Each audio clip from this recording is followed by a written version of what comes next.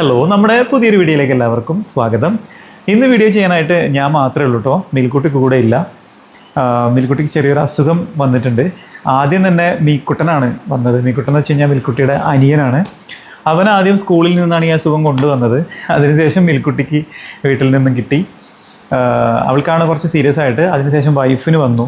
ഇപ്പം ഞാൻ വെയിറ്റിങ്ങിലാണ്. ഒരുപക്ഷെ എനിക്കും വന്നേക്കാം. നിങ്ങൾക്ക് അറിയണ്ടാവും, വ്യാപകമായിട്ട് ഇപ്പോൾ മലപ്പുറം ജില്ലയിൽ കണ്ടുകൊണ്ടിരിക്കുന്ന ഒരു അസുഖമാണ് മംസ് അഥവാ മുണ്ടി നീര്, താടവീക്കം എന്നൊക്കെ പറയും. അതിൽ ആദ്യം മോന് വന്നത് അത്ര സീരിയസ് അല്ലായിരുന്നു. പക്ഷേ മിൽക്കുട്ടിക്ക് വന്നത് അത്യാവശ്യം നല്ല രീതിയിൽ വന്നു. നമുക്ക് 4 ഗ്രന്ഥികളുണ്ട് ഇവിടെ. ആ 4 ഗ്രന്ഥികളും വീങ്ങുന്ന ഒരു അസുഖമാണിത്. ഫോട്ടോ ഞാനിവിടെ കാണിക്കാം. ഏതാണ്ട് ഇപ്പോൾ ഈ ഒരു കണ്ടീഷനിലാണ് അവളുടെ ഫേസ് ഇരിക്കുന്നത്.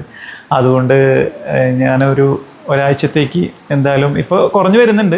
സീരിയസ് കണ്ടീഷനിൽ നിന്നും മാറ്റം വന്നിട്ടുണ്ട്. എന്നാലും ഒരാഴ്ചയ്ക്ക് അത്യാവശ്യം റെസ്റ്റ് ആവശ്യമാണ്.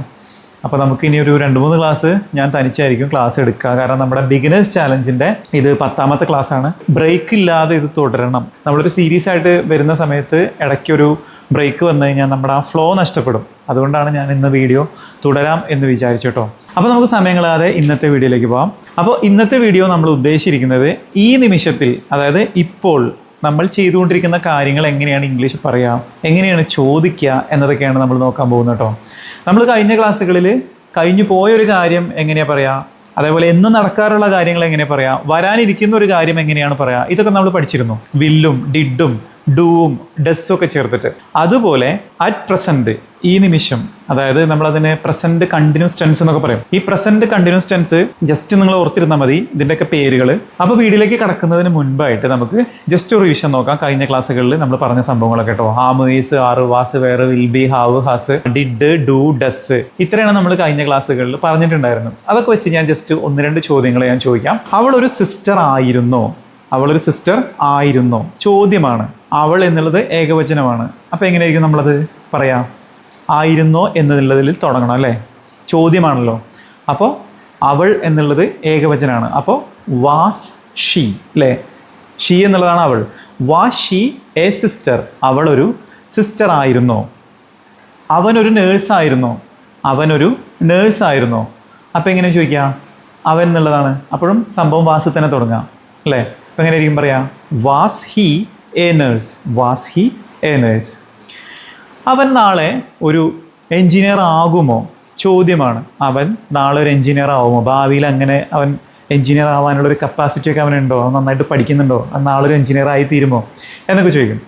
അപ്പോൾ ഈ ആയിത്തീരുമോ എന്നുള്ളതും ആകുമോ എന്നുള്ളത് രണ്ടാണ് കേട്ടോ. ആയിത്തീരുമോ എന്ന് ചോദിക്കുന്നതിന് നമ്മൾ വേറൊരു വാക്കുണ്ട് ഇംഗ്ലീഷിൽ സെപ്പറേറ്റ്, ബിക്കം എന്നാണ്. അപ്പോൾ ആദ്യം നമുക്ക് ചോദിക്കാം, അവൻ നാളെ ഒരു എൻജിനീയർ ആകുമോ? അപ്പോൾ എങ്ങനെ ചോദിക്കും? Will he B an engineer? Will he B an engineer? അവൻ നാളെ ഒരു എൻജിനീയർ ആകുമോ? ഇനി അവൻ നാളെ ഒരു എൻജിനീയർ ആയിത്തീരുമോ എന്ന് നമുക്ക് ചോദിക്കണമെങ്കിൽ will he become an engineer എന്നാണ് ചോദിക്കുക. കമൻറ്റ് ബോക്സിൽ കുറച്ച് ആൾക്കാർ ചോദിച്ചിട്ടുണ്ടായിരുന്നു, he will be an engineer എന്നുള്ളത് അവനൊരു എൻജിനീയർ ആകും എന്നാണ്. അപ്പോൾ നമുക്ക് ഇങ്ങനെ പറഞ്ഞൂടെ? He will become an engineer എന്ന് പറഞ്ഞൂടെ? അങ്ങനെയും പറയാം, തെറ്റൊന്നുമില്ല. കാരണം നമ്മളിപ്പോൾ ഇവിടെ വിൽ ബിയുടെ യൂസേജാണ് ആ ക്ലാസ്സിൽ പഠിച്ചത്. അതുകൊണ്ടാണ് ഞാൻ വിൽ ബി വെച്ചിട്ട് അതിൻ്റെ മീനിങ് കിട്ടാൻ വേണ്ടിയിട്ടാണ് ഞാൻ അങ്ങനെ പറഞ്ഞത്. വിൽ ബിക്ക് പകരം നമുക്ക് വിൽ ബിക്കം എന്നും ചേർക്കാം. വിൽ ബി ബിക്കം എന്നൊരിക്കലും പറയില്ല. ആയിത്തീരുക എന്നുള്ളത് ഒരു വെർബാണ്. അപ്പോൾ വെർബിൻ്റെ കൂടെ നമ്മൾ വിൽ ബി ചേർത്ത് പറയുമ്പോൾ നമ്മളവിടെ ING ഫോമിൽ പറയണം. അതായത് ഹി വിൽ ബി ബിക്കമിങ് എന്നൊക്കെ പറയണം.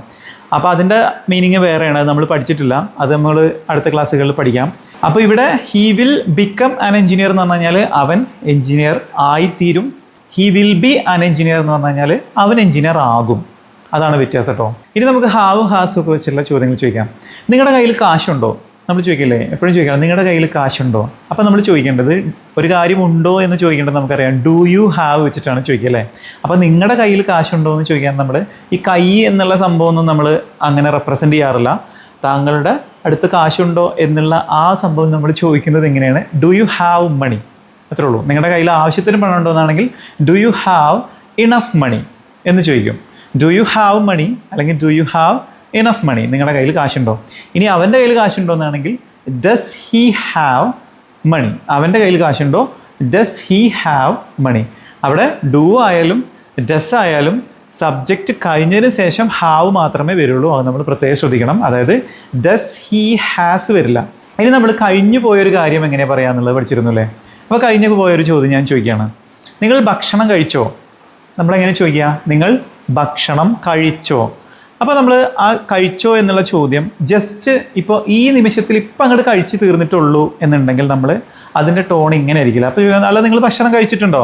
ഭക്ഷണം കഴിച്ചോ എന്നുള്ളതും ഭക്ഷണം കഴിച്ചിട്ടുണ്ടോ എന്നുള്ളതും നമ്മൾ രണ്ട് സന്ദർഭങ്ങളിലാണ് ചോദിക്കുക അല്ലേ? ഒന്ന്, ഭക്ഷണം കഴിച്ചിട്ടുണ്ടോ എന്ന് എപ്പോഴും ചോദിക്കുക, ജസ്റ്റ് ഇപ്പോൾ നിങ്ങൾ ഭക്ഷണം കഴിച്ചിട്ടുണ്ടോ, അത് ഇപ്പോൾ അടുത്തെങ്ങാനും നടന്നൊരു കാര്യമായിരിക്കും അല്ലേ? നിങ്ങൾ ഭക്ഷണം കഴിച്ചിട്ടുണ്ടോ, ഉണ്ടോ എന്നാണ് ചോദ്യം. ഇനിയോ നിങ്ങൾ ഭക്ഷണം കഴിച്ചോ എന്നതാണെങ്കിൽ അതിനർത്ഥം കുറച്ച് മുന്നേ കഴിഞ്ഞു പോയൊരു കാര്യത്തിനെ കുറിച്ചിട്ടാണ് നമ്മൾ ഭക്ഷണം കഴിച്ചോ എന്ന് ചോദിക്കുന്നത്. അപ്പോൾ ഇത് രണ്ട് രീതിയിലാണ് ചോദിക്കുക. രണ്ടും നമുക്ക് ചോദിക്കാം, നമ്മൾ ചോദിക്കുന്ന സിറ്റുവേഷൻ അനുസരിച്ച് വ്യത്യാസം ഉണ്ടാവുമെന്ന് മാത്രം. നിങ്ങൾ ഭക്ഷണം കഴിച്ചോ എന്നാണ് ചോദിക്കുന്നതെങ്കിൽ അത് കഴിഞ്ഞു പൂർത്തിയായ ഒരു സംഭവമാണ്. അവിടെ ഉണ്ടോ എന്നൊരു മീനിങ് അതിനകത്ത് വരുന്നില്ല. നമ്മുടെ ക്വസ്റ്റ്യനിൽ നിങ്ങൾ ഭക്ഷണം കഴിച്ചിട്ടുണ്ടോ എന്ന് വരുന്നില്ല. അപ്പോൾ നമ്മൾ ഡിഡിലാണ് തുടങ്ങുക. അപ്പോൾ എങ്ങനെ ചോദിക്കുക? ഡിഡ് യു ഈറ്റ് ഫുഡ് അല്ലെങ്കിൽ ഡിഡ് യു ഹാവ് ഫുഡ്. നമുക്ക് ഈറ്റ് എന്നും ചോദിക്കാം അല്ലെങ്കിൽ ഹാവ് എന്നും ചോദിക്കാം കേട്ടോ. അപ്പോൾ ഡിഡ് യു ഈറ്റ് ഫുഡ്, നിങ്ങൾ ഭക്ഷണം കഴിച്ചോ. ഇനി നിങ്ങൾ ഭക്ഷണം കഴിച്ചിട്ടുണ്ടോ എന്നാണ് ചോദിക്കുന്നതെങ്കിൽ അവിടെ ഉണ്ടോ എന്നാണ് മീനിങ് വരുന്നത്. അപ്പോൾ ഹാവ് യു ഈറ്റൺ ഫുഡ് എന്നോ ഹാവ് യു ഹാഡ് ഫുഡ് എന്നോ ചോദിക്കണം. എന്തുകൊണ്ടാണ് അവിടെ ഈറ്റൺ വന്നത്? നമ്മൾ ഹാവിലാണ് ക്വസ്റ്റ്യൻ തുടങ്ങിയിട്ടുള്ളത് അല്ലേ? അപ്പോൾ തീർച്ചയായിട്ടും വെർബിൻ്റെ മൂന്നാമത്തെ രൂപമാണ് നമ്മൾ ഉപയോഗിക്കുക. അപ്പോൾ ഈറ്റ്, എയ്റ്റ്, ഈറ്റൺ, വെർബിൻ്റെ 3 രൂപങ്ങൾ അങ്ങനെയാണ് വരിക. കഴിക്കുക, കഴിച്ചു, കഴിച്ചിട്ടുണ്ട്. ഇവിടെ നമുക്ക് ഈറ്റ് എന്ന വാക്കിന് പകരം നമുക്ക് ഹാവ് എന്ന് യൂസ് ചെയ്യാം. അപ്പോൾ എങ്ങനെയാണ് വരിക? Have, had, had. ഹാവ് എന്ന് പറഞ്ഞാൽ കഴിക്കാറുണ്ട്, ഹാഡ് എന്ന് പറഞ്ഞാൽ കഴിച്ചു, മൂന്നാമത്തെ ഹാഡ് എന്ന് പറഞ്ഞാൽ കഴിച്ചിട്ട്. അപ്പോൾ നിങ്ങൾ ഭക്ഷണം കഴിച്ചിട്ടുണ്ടോ? Have you had. ഈ ഹാഡ് ഏതാ? ഈ വെർബിൻ്റെ മൂന്നാമത്തെ രൂപം. കഴിക്കുക എന്ന വാക്കിൻ്റെ മൂന്നാമത്തെ രൂപമാണ് ഹാഡ്. അപ്പോൾ ഹാവ് യു ഹാഡ് ഫുഡ്, നിങ്ങൾ ഭക്ഷണം കഴിച്ചിട്ടുണ്ടോ? അല്ലെങ്കിൽ ഹാവ് യു ഈറ്റൺ ഫുഡ്, നിങ്ങൾ ഭക്ഷണം കഴിച്ചിട്ടുണ്ടോ? സാധാരണ നമ്മൾ ഈറ്റൺ എന്ന് പൊതുവെ ചോദിക്കാറില്ല. അതിന് പകരം നമ്മൾ ചോദിക്കുന്നത് ഹാഡാണ് കേട്ടോ. അപ്പോൾ നമ്മൾ ഹാഡ് തന്നെ ചോദിച്ച് പഠിക്കാം. അപ്പോൾ നിങ്ങൾ ഭക്ഷണം കഴിച്ചിട്ടുണ്ടോ എന്നുള്ളത് നിങ്ങൾക്ക് ആരോടെങ്കിലും ചോദിക്കണം എന്നുണ്ടെങ്കിൽ നിങ്ങൾ ഡിഡ് യു ഈറ്റ് ഫുഡ് എന്നോ ഹാവ് യു ഹാഡ് ഫുഡ് എന്നോ സിറ്റുവേഷൻ അനുസരിച്ച് നിങ്ങൾ ചോദിക്കണം കേട്ടോ. അവൾക്ക് ഇന്ന് ക്ലാസ് ഉണ്ടോ? അവൾക്ക് ഇന്ന് ക്ലാസ് ഉണ്ടോ? അപ്പോൾ ഒരു കാര്യം ഉണ്ടോ എന്നാണ് ചോദിക്കുന്നത്. എങ്ങനെയായിരിക്കും? അപ്പോൾ നമ്മളത് ക്ലാസ് ആണല്ലേ. ക്ലാസ് എന്ന് പറയുന്നത് ഒരു അവസ്ഥയല്ലേ. അവൾക്ക് ഇന്ന് ക്ലാസ് ഉണ്ടോ എന്നാണ് ചോദിക്കുന്നത്. അതൊരു വെർബല്ല. അപ്പോൾ എന്തിലായിരിക്കും തുടങ്ങുക? ഡസിലായിരിക്കും തുടങ്ങുക. Does she have class today. Does she have class today. അവൾക്ക് ഇന്ന് ക്ലാസ് ഉണ്ടോ? നമുക്കൊരു കാര്യം ഉണ്ടോ എന്ന് ചോദിക്കണമെങ്കിൽ ഡസ്സിലോ അല്ലെങ്കിൽ ഡൂലോ ആയിരിക്കും തുടങ്ങുക കേട്ടോ. ഡു യു ഹാവ് അല്ലെങ്കിൽ ഡസ് ഷീ ഹാവ് അങ്ങനെയാണ് വരിക. നിങ്ങൾ ഈ ജോലി ചെയ്യുമോ ഇന്ന്? നിങ്ങൾ ഇന്ന് ഈ ജോലി ചെയ്യുമോ? വരാനിരിക്കുന്ന ഒരു കാര്യമാണ്. നമ്മൾ അയാളോട് ചോദിക്കുകയാണ്. അപ്പോൾ നമ്മൾ എങ്ങനെയായിരിക്കും ചോദിക്കുക? വില്ലിലാണ് സ്റ്റാർട്ട് ചെയ്യുക. Will you complete this work അല്ലേ? നിങ്ങൾ ഈ ജോലി കംപ്ലീറ്റ് ചെയ്യുമോ? Will you finish this work എന്ന് ചോദിക്കാം, അല്ലെങ്കിൽ will you complete this work എന്ന് ചോദിക്കാം. അത് നമ്മുടെ സെയിം പ്രായത്തിലുള്ള ആൾക്കാരോടോ അതല്ലെങ്കിൽ നമ്മളെക്കാൾ പ്രായം കുറഞ്ഞ ആൾക്കാരോടോ നമുക്ക് ധൈര്യമായിട്ട് വില്ല് ചേർത്ത് തന്നെ ചോദിക്കാൻ വരാനിരിക്കുന്ന കാര്യങ്ങൾ. അതല്ല എന്നുണ്ടെങ്കിൽ നമ്മൾ വേറെ കുറച്ചും കൂടി പൊളൈറ്റ് ആയിട്ടുള്ള വേറെ കുറച്ച് ഓക്സിലറീസ് ഉണ്ട്. അത് നമുക്ക് അടുത്ത ക്ലാസ്സുകളിൽ നോക്കാം കേട്ടോ. മോഡൽ ഓക്സിലറീസ് എന്ന് പറഞ്ഞിട്ട് നമുക്ക് പഠിക്കാനുണ്ട്. ഓക്കെ, അപ്പോൾ ഇപ്പം നമ്മൾ പഠിച്ചത് ഭാവി കാര്യങ്ങൾ വില്ല് ചേർത്ത് വെച്ച് തന്നെ ചോദിക്കാൻ ശീലിക്കുക. അപ്പോൾ നിങ്ങൾ ഈ ജോലി കംപ്ലീറ്റ് ചെയ്യുമോ? Will you complete this work. നിങ്ങളിന്ന് ടൗണിലേക്കൊന്ന് പോകുമോ? Will you go to town today. നിങ്ങളിന്ന് ടൗണിലേക്കൊന്ന് പോകുമോ? നിങ്ങൾ അവനൊന്ന് വിളിക്കുമോ? Will you call him. നിങ്ങൾ അവനൊന്ന് വിളിക്കുമോ? ഇങ്ങനെയൊക്കെയാണ് നമ്മൾ വില്ല് വെച്ച് ചോദിക്കാം കേട്ടോ. അപ്പോൾ നമ്മളെ റിവിഷൻ ഇത്രേ ഉള്ളൂ. നമ്മൾ കഴിഞ്ഞ ക്ലാസ്സുകളിലൊക്കെ പഠിച്ചിട്ടുള്ള എല്ലാ സെൻറ്റൻസിൻ്റെയും സ്ട്രക്ചർ നിങ്ങളൊന്ന് ഓർത്തിരിക്കണം കേട്ടോ. അതായത് വില്ല് കഴിഞ്ഞ് കഴിഞ്ഞാൽ വെർബിൻ്റെ ഒന്നാമത്തെ രൂപം, പാസ്റ്റ് പറയുമ്പോൾ നമ്മൾ വെർബിൻ്റെ രണ്ടാമത്തെ രൂപം, പ്രസൻറ്റ് അതായത് എന്നും ചെയ്യുന്ന കാര്യങ്ങൾ പറയുമ്പോൾ വെർബിൻ്റെ ഒന്നാമത്തെ രൂപം, ഇങ്ങനെയുള്ള കുറച്ച് കാര്യങ്ങൾ നമ്മൾ മുന്നേ സൂചിപ്പിച്ചിരുന്നു. അത് നമ്മളൊന്ന് മൈൻഡിൽ പിടിക്കണം, അത് വിടാൻ പാടില്ല. കാരണം ഈ സ്ട്രക്ചർ തെറ്റിപ്പോയാൽ ഇംഗ്ലീഷിൽ കംപ്ലീറ്റ് മീനിങ് മാറും. മെയിനായിട്ട് നമ്മൾ ഈ പറയുന്ന സ്ട്രക്ചറാണ് എല്ലാത്തിൻ്റെയും അടിസ്ഥാനം എന്ന് പറയുന്നത്. അപ്പോൾ ഇവിടെ നമ്മൾ ഇപ്പോൾ ചെയ്തുകൊണ്ടിരിക്കുന്ന ഒരു കാര്യം നമ്മൾ പറയാനായിട്ട് ഉപയോഗിക്കുന്ന സ്ട്രക്ചർ ഇതാണ്. സബ്ജക്റ്റ് ആരാണോ ചെയ്യുന്നത് അയാളെ നമ്മൾ പറയുന്നു. അയാൾക്കനുസരിച്ച് നമ്മൾ തൊട്ടപ്പുറത്ത് ആമോ, ഈസോ, ആറോ ഇതിലേതെങ്കിലും ഒരെണ്ണം ചേർക്കുന്നു. സബ്ജക്റ്റ് സിംഗുലർ ആണെങ്കിൽ നമ്മൾ ഈസ് ചേർക്കുന്നു. സബ്ജക്റ്റ് ഐ ആണെങ്കിൽ നമ്മൾ ആമ് ചേർക്കുന്നു. സബ്ജക്റ്റ് പ്ലൂറൽ ആണെങ്കിൽ ആറ് ചേർക്കുന്നു. അത് നമ്മൾ കഴിഞ്ഞ ക്ലാസ്സുകളിൽ കണ്ടതാണ്. ഇത് ഇവിടെ നിന്ന് അങ്ങോട്ടുള്ള എല്ലാ ക്ലാസ്സുകളിലും എല്ലാ ടെൻസ് നമ്മൾ പഠിക്കുമ്പോഴും ഇതാണ് ഇതിൻ്റെ ബേസ്. അതായത് ഈ സബ്ജക്റ്റിനനുസരിച്ചാണ് ആമും ഈസും ആറും അല്ലെങ്കിൽ അവിടെ വരുന്ന ഓക്സിലറീസ് മാറിക്കൊണ്ടിരിക്കുന്നത്. അത് നമ്മളൊന്ന് മൈൻഡിൽ പിടിക്കുക. എന്നിട്ട് അതിന് ശേഷം, അതായത് സബ്ജക്റ്റ് നമ്മൾ എഴുതി, ആമോ ഈസോ ആറോ എഴുതി, അതിനുശേഷം തൊട്ടപ്പുറത്ത് നമുക്ക് വെർബിൻ്റെ ഫോമാണ് എഴുതേണ്ടത്.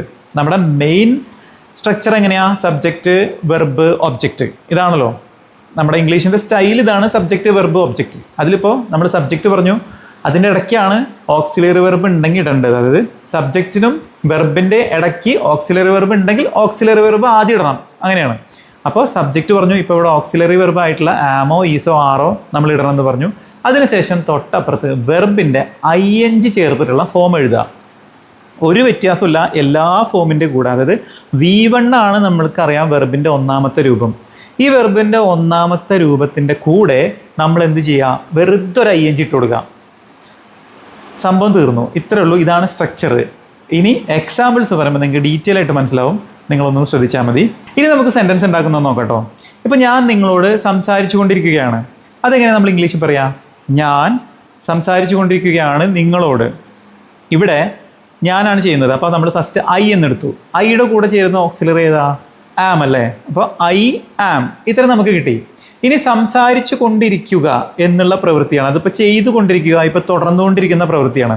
ഈ തുടർന്നുകൊണ്ടിരിക്കുന്ന പ്രവൃത്തി കിട്ടാൻ വേണ്ടിയിട്ട് നമ്മൾ നേരത്തെ പറഞ്ഞു ING ഫോം ഇടുക എന്നുള്ളതാണ്. അപ്പോൾ സംസാരിക്കുക എന്നുള്ളത് എന്താണ്? സ്പീക്ക് ആണ് അല്ലേ? ഒന്നുകിൽ സ്പീക്ക് എന്ന് പറയാം, അല്ലെങ്കിൽ ടോക്ക് എന്നൊക്കെ പറയാം.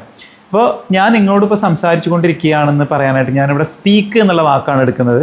അപ്പോൾ സ്പീക്ക് എടുത്തിട്ട് അതിൻ്റെ കൂടെ ഒരു ING ചേർത്ത് പറഞ്ഞാൽ എന്തായി?